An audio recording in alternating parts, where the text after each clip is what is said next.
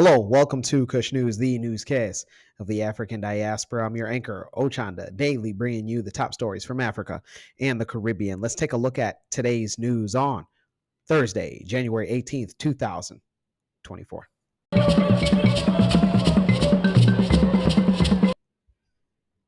We go to Uganda, where heads of state meet. The heads of state and government of the Intergovernmental Authority on Development, known as igad, held a meeting in Uganda today, urging the opposing sides of the Sudanese conflict crisis to convene within 2 weeks to discuss ways to end the war. The meeting was boycotted by the Sudanese National Army. Despite the boycott, IGAD leaders reiterated their call for a ceasefire and dialogue between the two parties. The heads of IGAD agreed to meet within 14 days with the Sudanese leaders face to face. IGAD leaders urged them to convene as soon as possible to address the root causes of the conflict and find a lasting solution. The leader of the Rapid Support Forces, Mohamed Daglo, aka Hameti, met with IGAD leaders after, but no official statement came afterwards.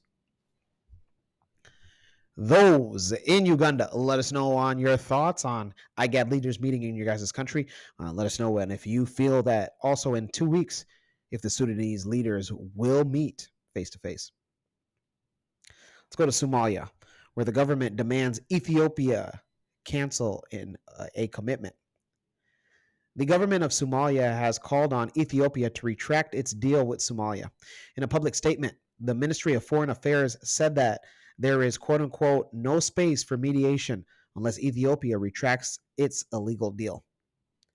Back on January 1st, Ethiopia signed a memorandum of understanding with Somaliland, a self-declared republic nation. Somalia still considers the region as part of its territory and described the deal as a violation to its sovereignty. No one has the power to give away a piece of Somalia. Our grandfathers refused, our forefathers refused, and our mothers refused. We ourselves refuse to give away our land, and it is not possible. Somali people will never accept it. This comes after the African Union's Peace and Security Council on Wednesday called for restraint and said that Somalia's sovereignty should be respected. Those in Somalia, let us know your thoughts on the government making an official statement. Let us know where you think that this is going to go. Well, let's go to the Caribbean. And there we go to Suriname, where they are still on the search for a former president. Political experts have welcomed the recent decision by Suriname's highest court to uphold the 20-year prison sentence of former President Desi Bouterse for the torture and extrajudicial execution of 15 political opponents back in 1982.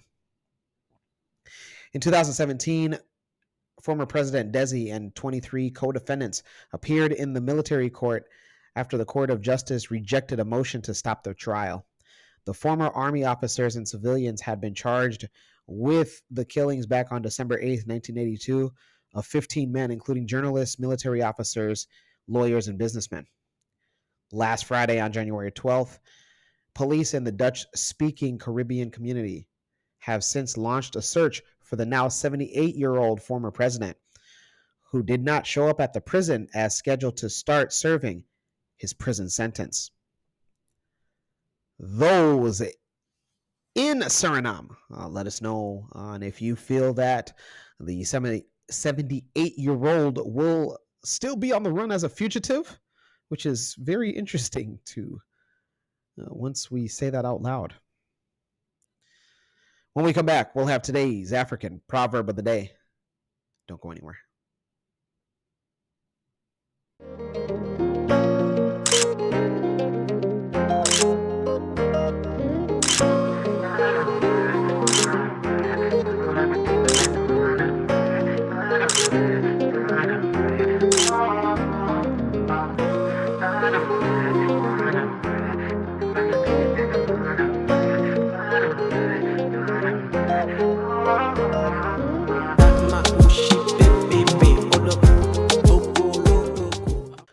Welcome back. Let's take a look at today's African proverb of the day, and it comes to us. Let's take a look. from Namibia. What's going on? I know Namibia just beat, I don't know which team it was for the AFCON, the African Cup of Nations. Let us drop a comment in the 5, in the 4, comments below 3, on if you're paying attention 2, to the Africa 1. Cup of Nations tournament. Let us know which team that you're rooting for. Me personally, I'm going for, of course, the home team. Ivory Coast. They're hosting as the home team, and why not? I grew up watching Didier Drogba. But that's besides the point. Let's get to the African proverb of the day. And it reads, love is a despot who spares no one. Once again, love is a despot who spares no one, a Namibian proverb. So like love is an enemy who spares nobody, huh? Mm. This is really funny because 2023 was like a controversial year for podcasts speaking about love or anti-love, and like there's no way your relationship's gonna last longer than CGA. Zero. You have a 0% chance. It's just really interesting. I will say this. I really don't have an interpretation, but I have just personal stories, just like any other guy.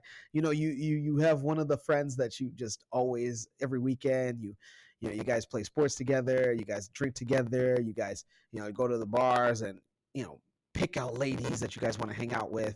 And then all of a sudden, you just start seeing him less and less. And then all of a sudden he tells you, hey, I'm pretty serious about this one girl. And then you're like, okay.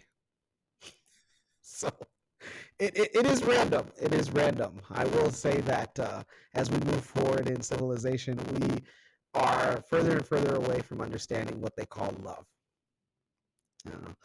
Let me know your interpretation of today's African proverb of the day, as well as your thoughts, views, questions, comments, and concerns on the top stories.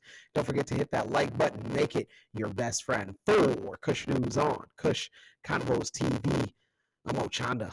We'll see you soon.